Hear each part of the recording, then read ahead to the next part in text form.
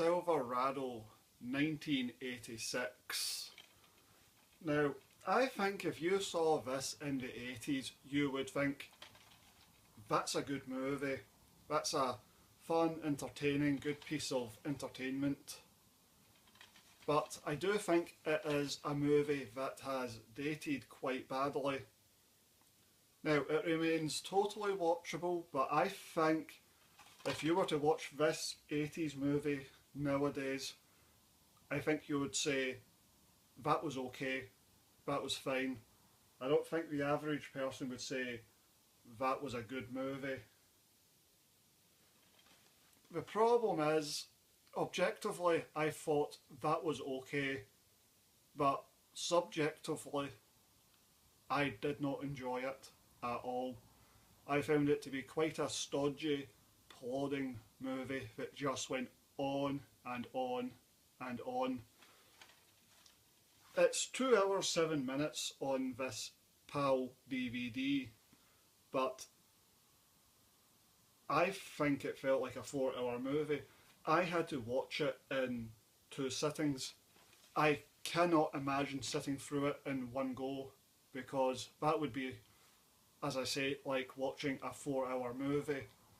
I watched the first 53 minutes up to them getting to Silverado, the actual town itself, and my interest had just completely vanished, and I just had to switch it off. I could not keep going with it. I felt like I had seen a 2-hour movie. I was done. This was not gripping. I was not being entertained.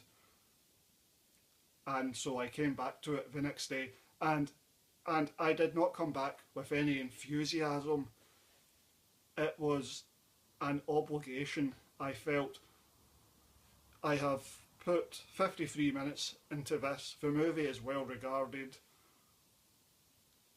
It's something I should do. I should watch this. I don't actually want to watch it, but I feel obligated to keep at it. So I returned to it with no enthusiasm, out of obligation, and I watched the next 70 odd minutes, being just as I was in the first half, going, yeah, objectively this is okay. I can imagine this playing really well in a cinema in the 80s. There's a very specific kind of 80s humour, very... Lawrence Kasdan, who wrote and directed this movie, he was part of the Steven Spielberg, George Lucas area of filmmaking. He wrote like the second Star Wars movie, and I think the second Indiana Jones movie. No, I think the first Indiana Jones movie. And his sense of humour is basically the Steven Spielberg sense of humour. And I don't know, there was 1 or 2 jokes in it. Now I can't recall them off the top of my head, but there was 1 or 2 moments which were jokes, and you could imagine people falling over themselves in a cinema in 1986 laughing at it. But sitting at home in 2024 watching this on DVD, and the jokes just felt really weak. It's dated in a way that's maybe quite charming, but just very of its era.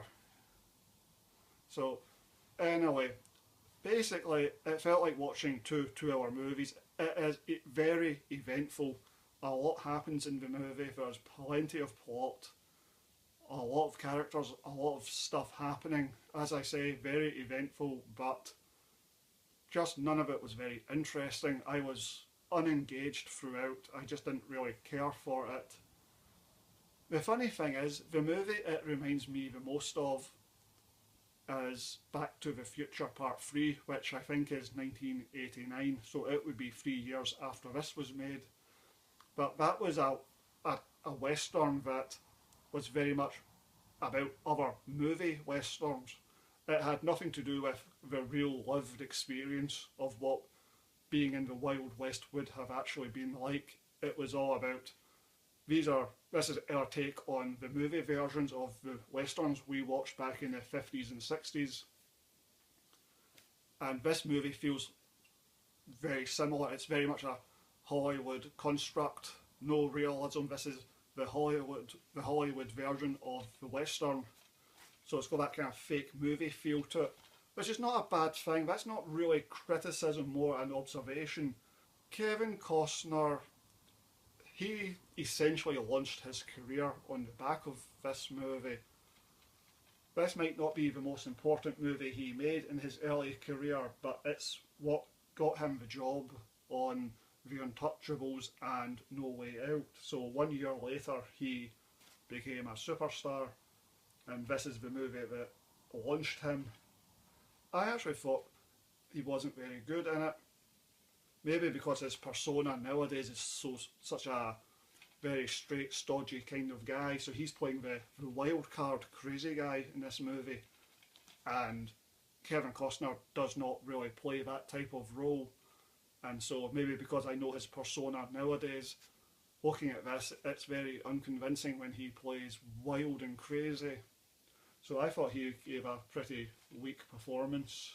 So objectively, it is a decent, solid movie, but I just subjectively did not enjoy it at all. I thought it was a bit of a long-winded grind to get through it. I only finished it out of obligation, not out of any pleasure. So the movie really did not work for me. So I think if you saw this movie, if I saw this movie in the 80s, back in the day, this was my first viewing of the film. If I had seen it back in the 80s or 90s, I would say that's a good 7 out of 10. If I was just being objective about the movie, I would say that's an okay 5 out of 10 movie. But subjectively, I would give this 3.5 out of 10. 3 means bad, and I don't think the movie is bad, but to just call it 4 below average, I think is being very kind, because it really was not much fun to actually sit through this long 4-hour epic, which is what it felt like. I honestly struggle to imagine watching that movie in 1 2-hour sitting. That would be really, really taxing.